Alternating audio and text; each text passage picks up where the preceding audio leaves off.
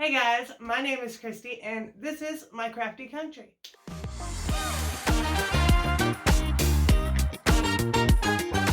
In today's video, I am doing a tier tray with all candy corn decorations on it. I do have some on there that I did last year, but so it's like half and half. Hold that thought. So at the end of this video, I will show you the ones I did last year, and I'll leave the link down below for the video where I made them. And one of the ones I'm going to show was in a previous video this year. So it was just, it was a challenge video I did. So I will link that video as well. But in the meantime, I hope you enjoy these DIYs. For idea number one, I'm going to be making a tier tray, and I found these wooden trays at a like a thrift store when we were on vacation. It was actually an antique mall and somebody had a booth, so I just love these. So they were all raw wood. There was actually 4 of them in total, but here I'm just using some Waverly antique wax and staining it, and I just paint it on and wipe the excess off, and I do this to both trays, inside and out.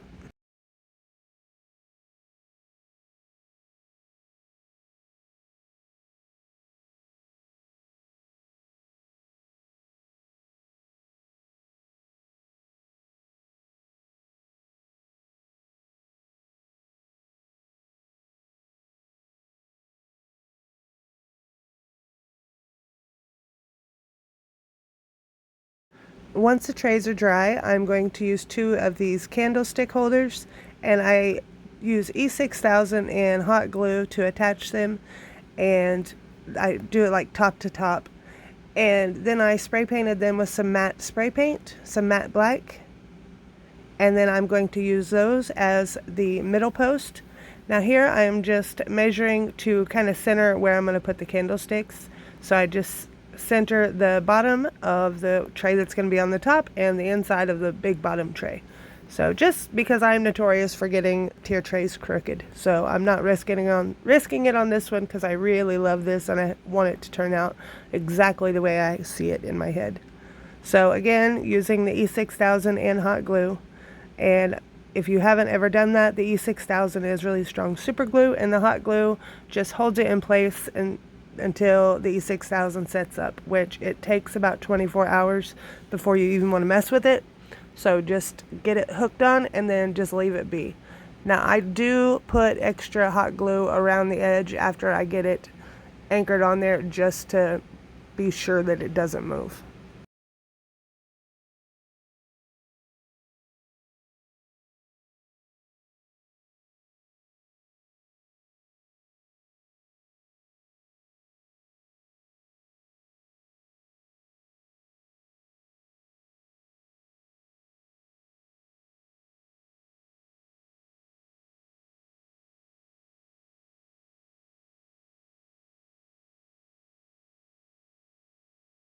For DIY number 2, I'm going to be redoing this candy corn sign that Dollar Tree had, and I was so excited when I saw this because I had already wanted to do a sign, and then this was just what I needed to get started. So the first thing I did was I spritzed water on it to get the glue to soften up, and then I used a scraper and scraped off all the glitter and then wiped it clean before I used a sanding stone and sanded off the extra glue that was still left behind.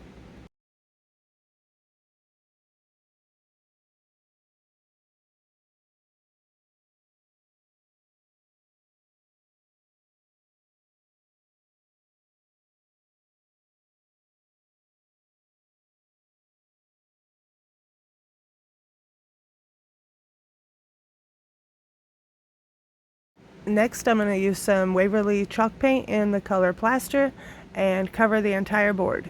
And on all of these candy corn DIYs, the white color is going to be the Waverly plaster, and then I'll get to the other colors here in just a second. I think the orange was pumpkin and the yellow was maize, and they're all Waverly. So I cut myself out a little template to keep my line straight, and then taped it down on the board, and I'm just painting one color at a time, so I'll let the orange dry before I go on to do the yellow.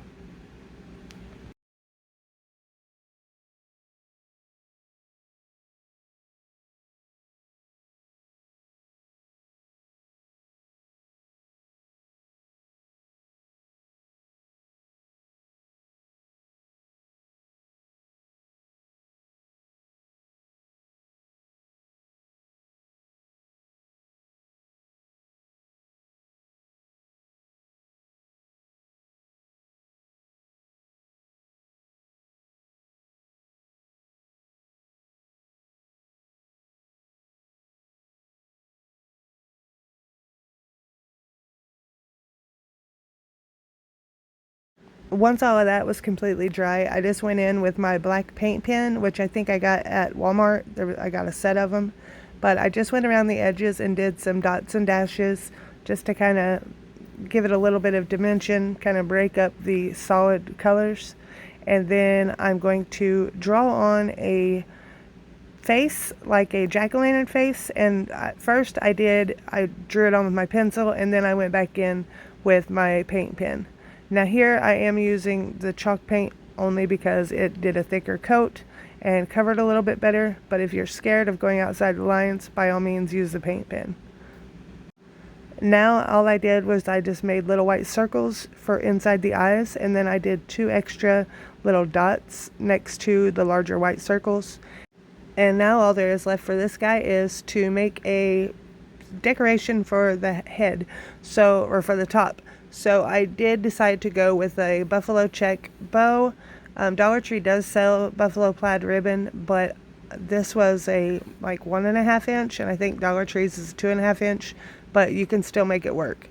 So I just made a little bow out of the ribbon and then another little bow out of the raffia and hot glued them to the top. I thought about putting a flower on top of the raffia in the middle, but I decided to just leave it with the bows, and I honestly think that looks pretty cute as is. So the only thing left to do is make a kickstand for the back, because I don't want this to be a hanging sign. I want it to stand up. So I got a Jenga block and cut it to an angle on my miter box and glued it to the back to where it kind of worked as a kickstand, like a picture frame, so it would stand up straight.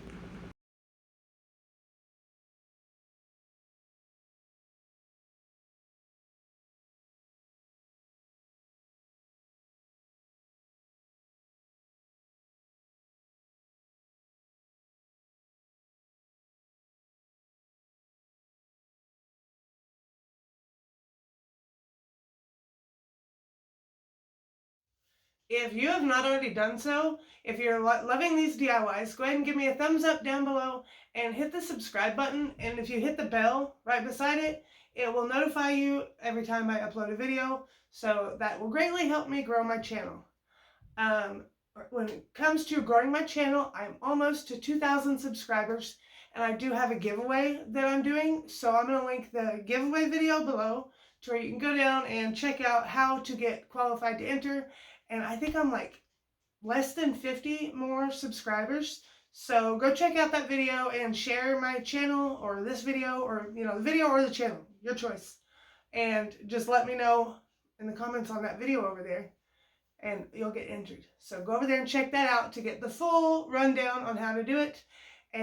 But make sure you subscribe, and if you have subscribed in the past, double check, because sometimes YouTube likes to unsubscribe people. I don't know how that happens, but just double check, and we'll get right back into these. For idea number 3, I made a Garland, and I've never been a big fan of Garland, but the 2 I did in this video I absolutely loved, and I hope you do too. So if you do like these, drop a comment below and let me know. Now I'm doing the gnomes in this one, and I'm using the pumpkin ornaments, the ghost, and the witch hats.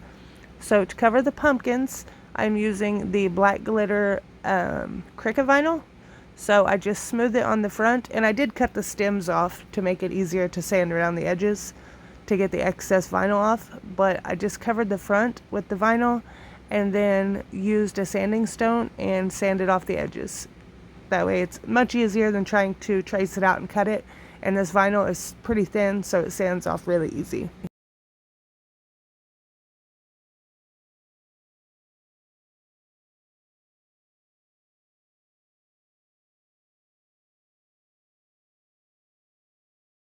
Now I'm going to use the Waverly chalk paint and plaster and paint my little gnome beards.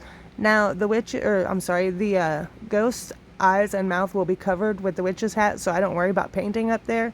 I just need the bottom painted because that is going to be the beard. So I just, where I held it, I didn't paint up there, I just covered the bottom part.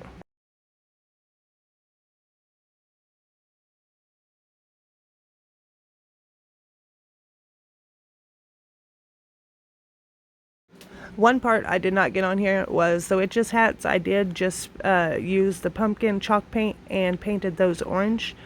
But, you know, that's not something you have to see. But now it's time to assemble them, and I just glue the ghost to the pumpkin. And then I have these little half beads that I got off Amazon, and I'll link below. And I just left those natural and glued those down for noses, and then glued down the hats. And I absolutely love these. They turned out so cute.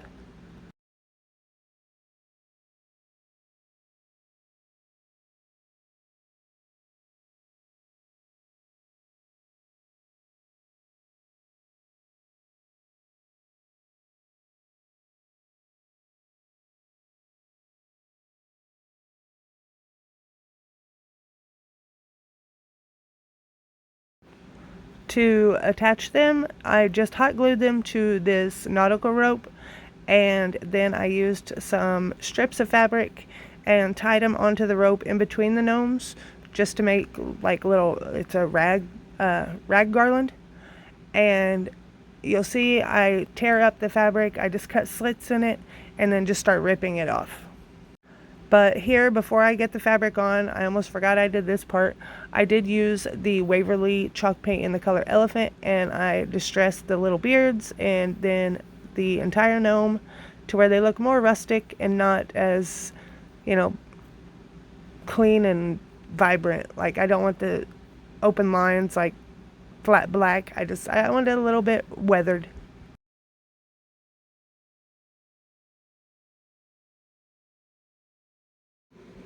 Now to get my little rag ribbons, I just use a piece of this Dollar Tree fabric, and I cut it in half before I even start ripping it, because then I'll get double the strips. So I just lay it down and cut just a very little slit in the end just to get me started, and I just did that all the way down in about inch sections maybe. And then I did that to both pieces, and then just started ripping them off. And if you'll notice, I did have a helper once I started ripping fabric. I mean, what does a little boy like more than tearing things up? So this was totally his jam. So he came in and helped me with this step.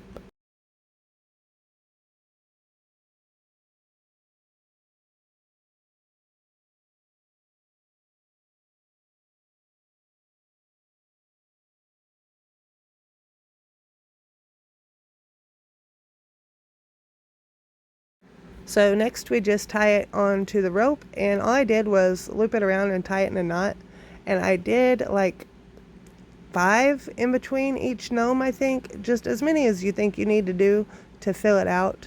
But I did 5, and then at the very end I did a piece of a zip tie where I looped the rope over and then zip tied it to itself to make a little hole, like a loop at the end. That way I would be able to hang it off of something. But then I got my extra rope and cut it and put a piece in between each gnome and frayed it out. And here's what it looked like, and I love it. So idea number 4 is another garland. This one is going to be the candy corn garland, and I just got some of these carrots ornaments from Easter and snipped the ends off of it and then sanded those bottoms smooth. And then all I had to do was start using my painter's tape and taping off my lines and painting them just about the same way I did the big one. And I just, like I said, I did them all backwards. All my candy corn is the wrong color, but I love them anyway. So I did orange at the bottom, yellow in the middle, and white at top.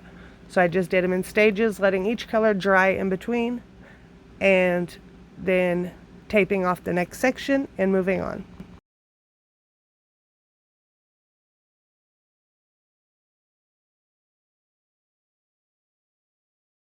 Here's where a little bit of OCD kicked in. I had to use my ruler and line them up at the bottom to make sure they were all at the same level.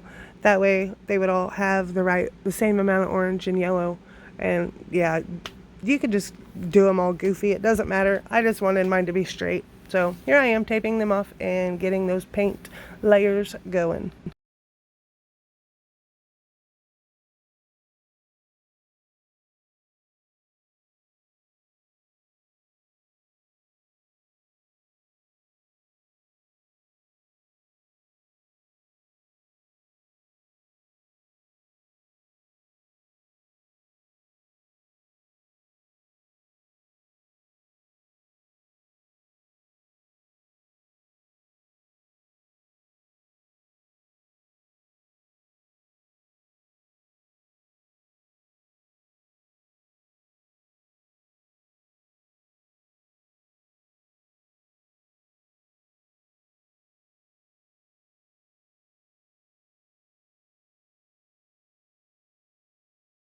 Now we're just going to do the same step we did with the gnomes and just lay them out, space them however far apart you want to, and then glue the candy corn to the rope, and then do our rag fabric. Only with this, I'm going to use the black and white buffalo plaid.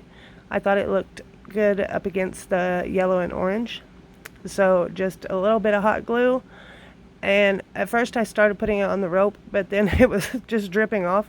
So boom, right here, I thought, hey, Christy, maybe put it on the pumpkin, or on the pumpkin, on the candy corn. So that worked out better.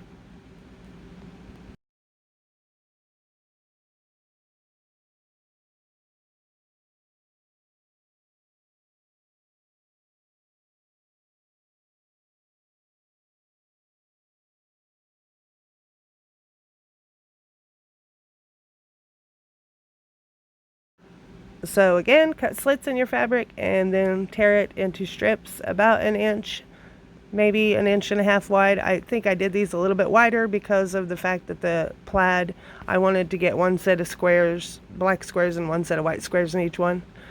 But then when I went to tie them on, instead of just tying them on one at a time like I did with the gnomes, I just did, since my candy corn was closer together than the gnomes, I just did 2 strips each time I tied on. Like right here, I have 2 in my hand. I just tie them both on at the same time.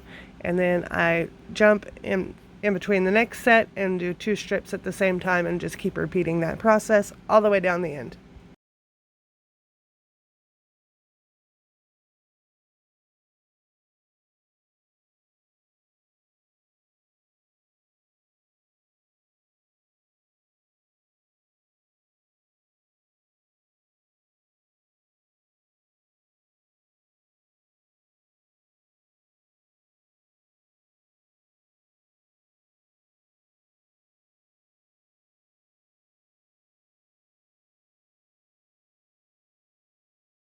For idea number 5, I am going to be doing some stacked the wooden dice, and I end up putting a pumpkin stem on the top, but I just love this.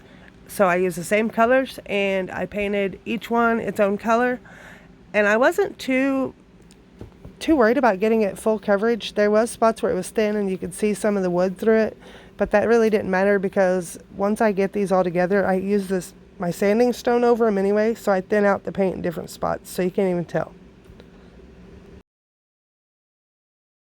Once they all completely dry, I just get my black paint pen out and I freehand the words trick or treat from top to bottom on the cubes.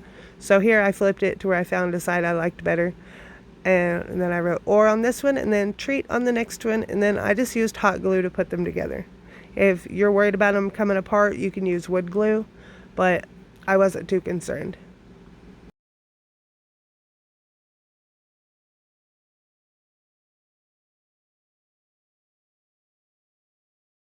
So like I said, just to distress it and weather it a little bit, I just used my sanding stone or sanding block over top of it, and then glued a little wooden stem on the top for a pumpkin stem, and then made myself a little messy raffia bow and glued that right at the base of the stem. And that was all there was to that one. These candy corn crafts are so easy.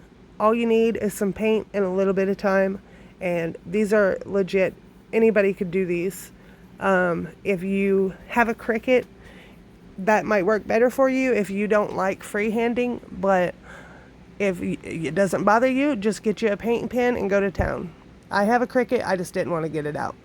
So for idea number 6, I'm going to be doing a couple of these chunky wood pumpkins, and I just painted those the plaster color and then started painting taping off each section and painted the centers the pumpkin color, and then one side the maze, and then I left the final side of the pumpkin in the plaster.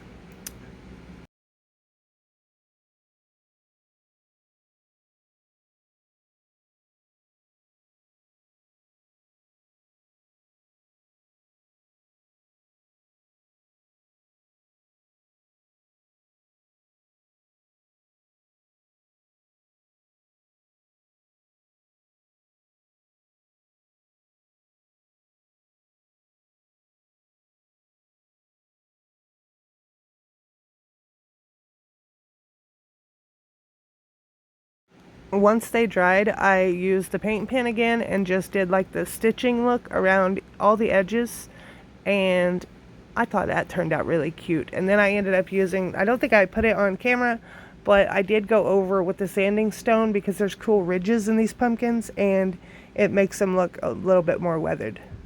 Now for idea number 7, this little guy was poor little thing. I went to clip a hole in the top to use on the end of my bead garland, and it didn't clip right, so I just turned him into a little Jacko Lantern and painted him with my paint pen, and then put a little bow on the top and a wood cube on the back. That way he would stand up on my tray. When I use the twine, I do go through later with a lighter and burn off the like little fuzzy parts of the twine. It makes it look cleaner, and it also darkens up the twine a little bit. And then I forgot I did use one of the little sunflowers off of the cupcake picks and put it in the center of my twine bow. And for a happy mistake, he turned out so cute.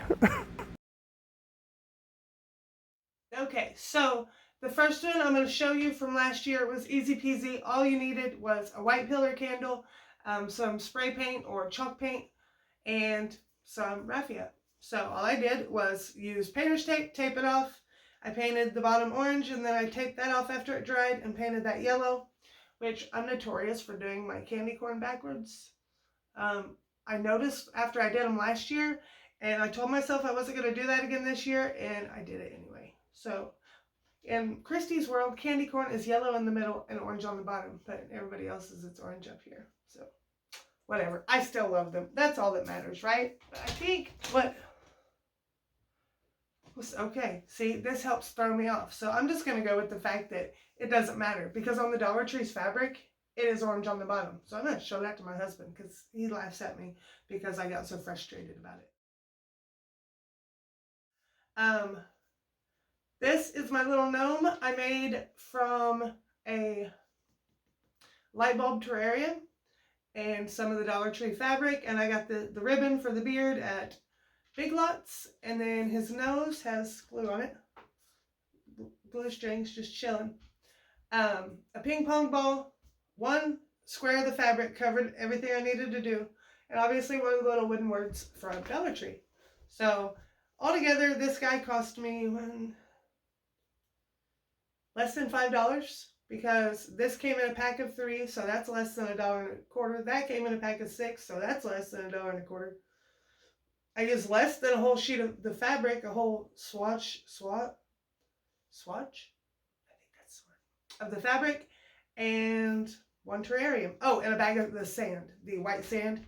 You can use the Epsom salt, the scented Epsom salt, which my friend Amy does. That way the smell will come through the fabric, and it's kind of like a little room scenter, or not room scenter, your little scented gnome, make your little room smell better. Be a good one to sit in the bathroom if you got that Epsom salt in the back. But I just use sand for weight. So he's one of my favorites. He's the best looking gnome I've ever made. Like, I've had some that did not turn out well. Last year when I first did them, not so much. So I'm proud of this one. If you like him, give me a thumbs up right now. Just go right down there, hit the button.